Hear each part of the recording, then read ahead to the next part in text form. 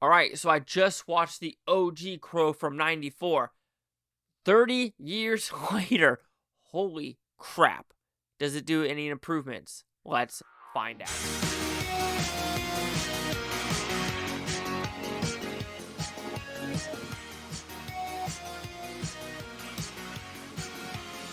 Chase Lee Hockey here with the Blue Futon reviewing The Crow 4DX. So what's about? Pretty simple premise.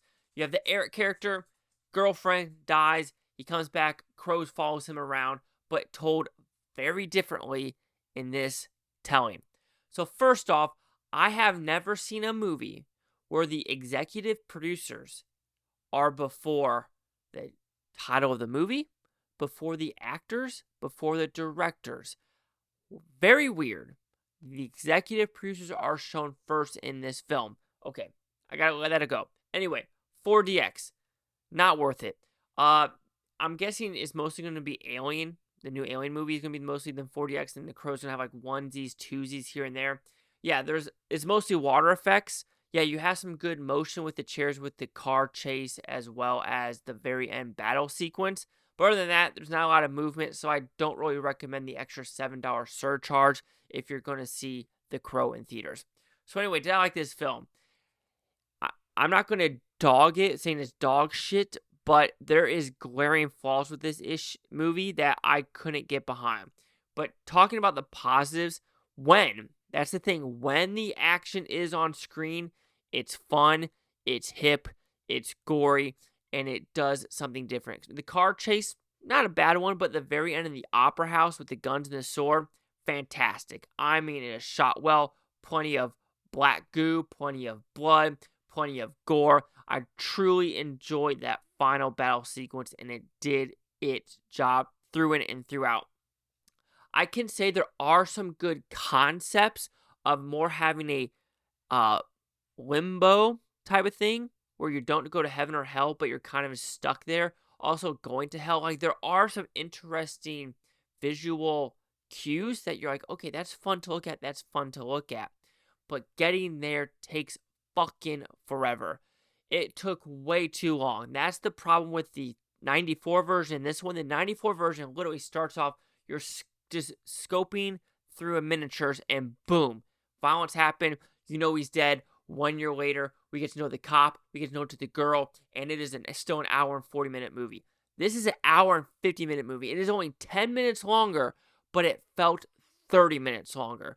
Because, yes, I understand that this movie, you want to get to know the boyfriend-girlfriend character a lot more in this one. However, it didn't do anything to the story. I'm sorry, it truly didn't. I didn't need to see her dance sequences. I didn't need some random sex scenes. I just didn't need it. I know they were in love. Period. End of subject. The Crow, the original one, did it the right way of doing those flashbacks and quick little recaps. That's the best way to do it. Also, when it came to the bad guy, we're just going to assume like he's got powers from the devil and he's been alive for centuries because he's a vampire, because he could just whisper like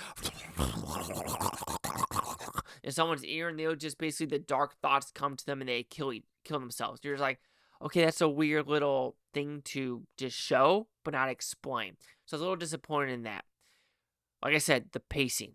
Holy shit. To get to the first action sequence was probably an hour in. Maybe I'm exaggerating. Maybe it was like more 45 minutes, but it took fucking forever to get to where we were going. And that's the problem with watching the original. The original is boom, boom, boom, boom, wham, bam, thank you, ma'am. This one, it tries to be methodical and it doesn't work. Also, the side characters. I think that also made the original Crow, I want to say relatable, but just have Brandon Lee talk to this girl, talk to the cop. It just, like, it felt like he was connected to the real world. This one, you felt no connectivity because, yes, the only connectivity you have is him seeing a dead horse in the beginning and probably him lighting a trailer on fire or something like that. Okay, cool. But, then the whole thing is they're in rehab and no one likes him. He wants to commit suicide.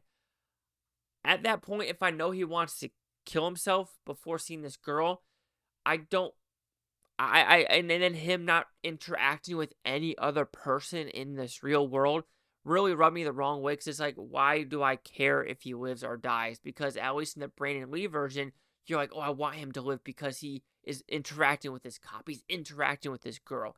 This, you don't get that. Also, yes, I understand that you don't want to put real guns on set because of the Brandon Lee situation, and all you use is fake plastic ones or ones that are airsoft.